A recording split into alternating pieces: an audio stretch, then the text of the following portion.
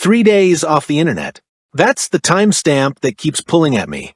Not the leak, not the repost, not the corny line she dropped last night, the 3 days. Because if you're grieving something that happened to you, you don't come back on day 4 in a matching hat and hoodie set with Sam sitting in the frame, ready to run a comedy segment. You come back different. And she came back polished. That's the part 1 keep rereading. Real quick before we open the folder, hit the thumbs up so this thing travels, tap subscribe so the next drop finds you, and flip the bell on. This case has more paper coming, and I don't want you missing it. She called him corny. She said the police would have been called. She said she was grieving. She said she didn't post the tape. And in between all that, she and Sam were reading anonymous cheating confessions and laughing loud enough that half the chat was replaying it in slow motion. That's not one story. That's 4 stories layered on top of each other, and only one of them is being talked about. Let's actually walk through what we have. The name on the birth certificate is Johnathan Michael Porter. You know him as Blueface. He was released from California State Prison on November 3rd, 2025 after his parole eligibility date, got moved up to November 2025 complex, and he confirmed it himself on an Instagram Live the next day, Reel 105.1. 8 months later, early July 2026, he ends a live stream abruptly, hits X in a rant, and an explicit video allegedly involving Jaidyn Alexis and his former manager Bravo starts circulating, tied back to a post he reposted before it got yanked down Hot New Hip Hop. Jaidyn's public position. She didn't approve the release, she never would have posted it herself, and she's calling the encounter with Bravo something she doesn't regret. Hot New Hip Hop. Blueface position keeps sliding. First he owned the repost, then he denied involvement in the leak entirely Times of India. Situation brief done. That's the 5 Ws. Now, let's actually get into the paper. Pass 1, the filing. What's on the record? Statement 1 from her own stream last night. I feel like I'm going through like a grief situation. I would never post that of myself. She said that on camera. That's her framing. She's the victim of a leak, she wasn't the source, and the emotional injury is the non-consent. Statement 2 from earlier reporting on the same stream. She called Blueface corny. One word. Not abusive, not predatory, not a violation. Corny. That's the word she reached for. Statement 3 on the black eye rumors. If I did have a black eye, trust me, after the weekend that I had, police would be here. Direct quote. That's her drawing a bright line. Statement 4. Per the reporting on her position toward the Bravo encounter, it's something she doesn't regret. She's not defending it apologetically.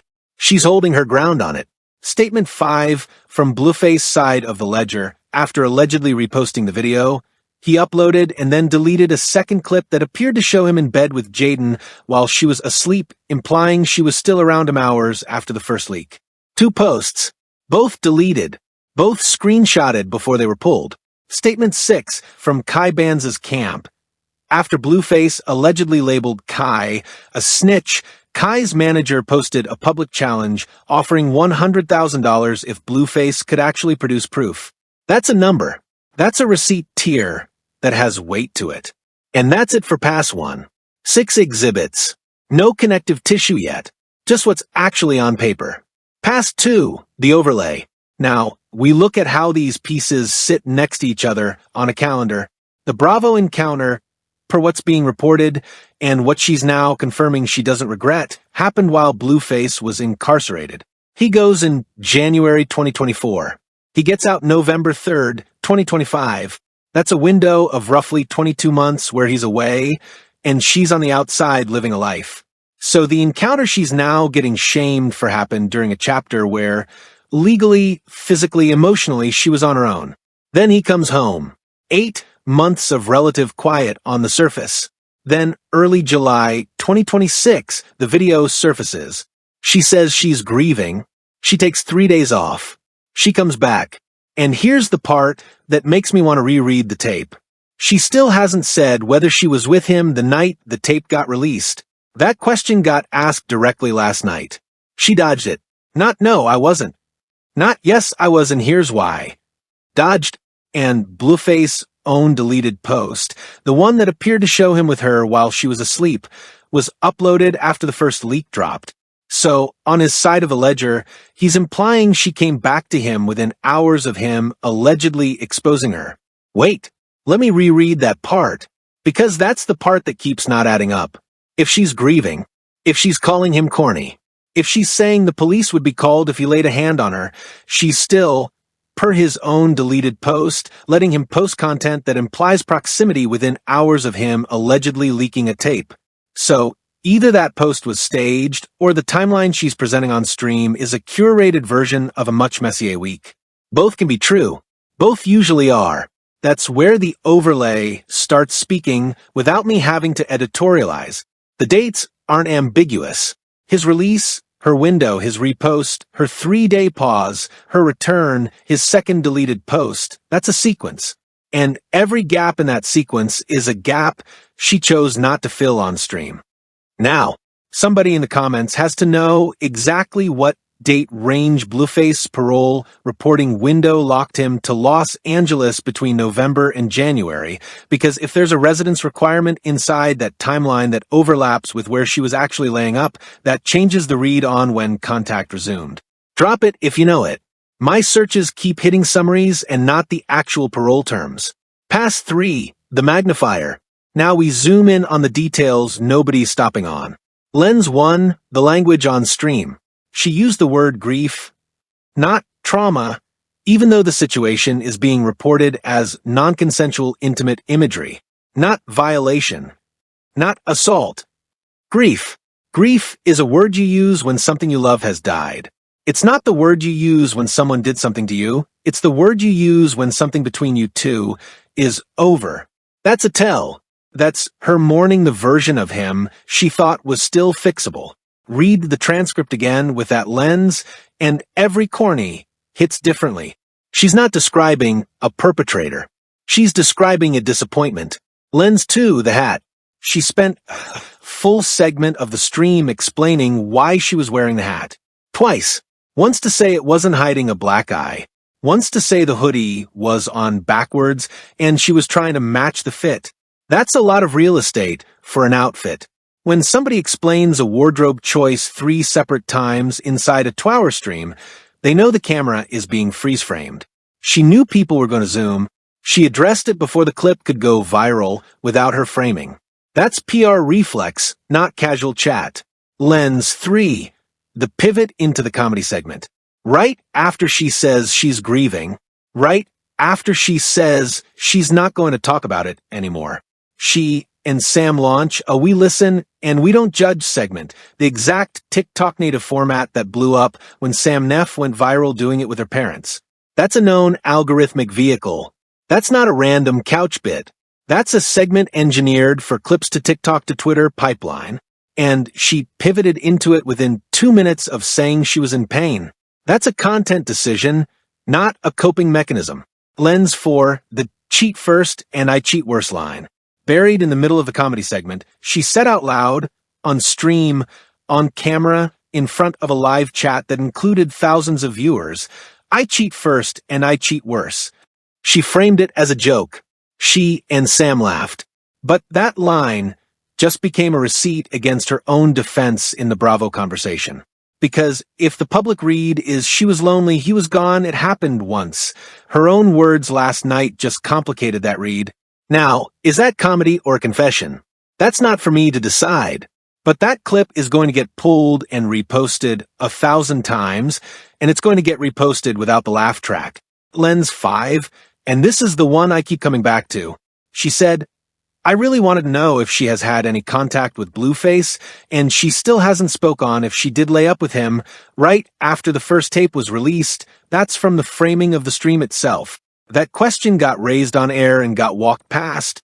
When somebody structures a 2-hour appearance around addressing rumors, and the one question they don't address is the one everybody's asking, that silence is a receipt too. The framing war. Because this story is getting spun in about 4 different directions right now, and every direction is telling on itself. The tabloid fan page frame. Blueface leaked his baby mama. She's a victim. Hold him accountable. That's the loudest read. It's the read the algorithm rewards because it's clean and it's got a villain. problem, it requires you to ignore that she stayed close enough to him afterward that he could post a photo of her sleeping in his bed. You can be a victim of a leak and still be inside a toxic loop that keeps you around the person who did it. Both true. Neither cancels the other out. But the tabloid frame flattens that complexity because the complexity doesn't move as fast. The Blueface loyalist frame.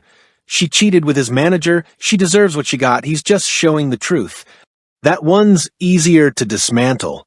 Non-consensual distribution of intimate imagery isn't a punishment allowed under California law. It's a crime under California Penal Code 647J for whether it becomes one prosecuted depends on whether Jaidyn files. She hasn't. Yet. And that yet is doing a lot of work. The streamer culture frame. She's turning her pain into content. Kai bans is a rebound. This is all PR. Somebody's going to say that. Somebody's going to point at the perfectly timed link up with Kai at Back on Fig TikTok and call it a soft launch. Steelman that read for a second. Because, okay, here's where I'll be honest, the timing does look choreographed. She goes on a break. She comes back polished. Kai's name is in the mix. There's a Vegas trip being teased. There's a new song being pushed. That's a rollout, not a coincidence. But, and this is where I'm going to hedge because I have to, a rollout and a real feeling aren't mutually exclusive. She can be leveraging the moment and actually processing something. Both can live in the same body. The people telling you it's only PR are underselling how good she's gotten at running this playbook. The people telling you it's only pain are underselling how many streams she's done in a row where the pain conveniently syncs with a merch drop. Frame 4, the industry frame, the one nobody's running yet. Blueface owns MILF Music. Jaidyn is signed to Columbia Records, but her connection to MILF Music has been reported for years, and multiple outlets have reported that MILF Music is allegedly registered in Jaidyn's name. If that's accurate, and that if is doing work because I haven't found the LLC filing myself, that's a tier 3 red, then every fight between them isn't just personal. It's a business dispute where the entity name lives in her hands. That reframes every single leak, every single crash out, every single deleted post, because now what looks like heartbreak might also be leverage. All right, enough gathering. Let me tell you what I actually think. The mainstream read is that this is a man having a breakdown, weaponizing intimacy, and a woman trying to hold her composure through public humiliation. And a lot of that is real. I'm not going to pretend it isn't. But that's the surface. Under the surface, what I'm watching is two people who've built an entire economy around each other, a label, 2 kids, a public brand, a shared audience, a shared income stream, and neither one of them can afford to actually leave. So they leak. They repost. They crash out. They apologize by streaming. They grieve on camera. And then they wake up and do it again because the alternative is dismantling a machine that's still printing money for both of them. She's not lying about the pain, but she's also not being honest about the arrangement. He's not making a mistake in public. He's calculating what a public mistake is worth in engagement and coming out ahead. And the reason the black eye question landed so hard last night isn't because anybody actually saw a black eye. It's because the audience has watched this dynamic long enough to know that when things get quiet between them, something usually happened off camera. So the audience projects a black eye because a black eye would explain the silence. It's a shortcut. It's also, and I'll take the L on this if I'm wrong, probably not what happened this time. What probably happened this time is she went inside for 3 days because she needed to figure out what version of the story she was going to sell. And she came back with a hat, a hoodie, a comedy segment, and a Vegas trip on the docket. That's not the recovery arc of someone in crisis. That's the recovery arc of someone with a content calendar. And the reason I keep leaning that way isn't because I think she's lying about the leak. I think the leak is real. I think the non-consent is real. I think Blueface, Johnathan, the Los Angeles one, the one who's been on parole for 8 months, did something legally exposed here vibe is a reminder his relationship with the state is already fragile. I think all of that is true. I also think she's the one running the media strategy right now, and she's running it well. 3 predictions and then I'll shut up. By the time Vegas actually happens, and she said on stream, unprompted, I'm ready to go tomorrow, expect a public appearance with Kai that's positioned as casual but shot like a music video. Watch the camera angles. If there's professional lighting on a candid moment, that's the answer. The trip is the pivot. Vegas isn't a vacation for her. It's a rebrand. Don't be surprised if by the time the dust settles on the Bravo situation, there's a legal filing that goes nowhere. Meaning, she may file for a restraining order or a civil complaint over the non-consensual distribution, and it may quietly get dropped, delayed, or resolved out of court within 60 days. Because the moment a filing becomes real, the discovery process cracks open the MILF music paperwork. And neither of them wants that. So, the filing becomes a threat, not a conclusion. And the residue, the 5-year read, is that this whole run becomes the case study every music industry contract lawyer uses to explain why you don't let the family become the LLC. Once the business and the bloodline are the same entity, every fight is a merger dispute pretending to be a breakup. This isn't the first time we've seen it. It won't be the last. But this one's playing out in real time on stream with a live chat, which makes it the one the internet actually gets to watch. Loop back to what I said at the top. 3 days off the internet. That's the number that still doesn't sit right. Because grief doesn't come back polished. Grief comes back quiet or messy or angry or gone. Grief doesn't come back in a matching set with a comedy segment and a Vegas trip on deck. What came back last night wasn't grief.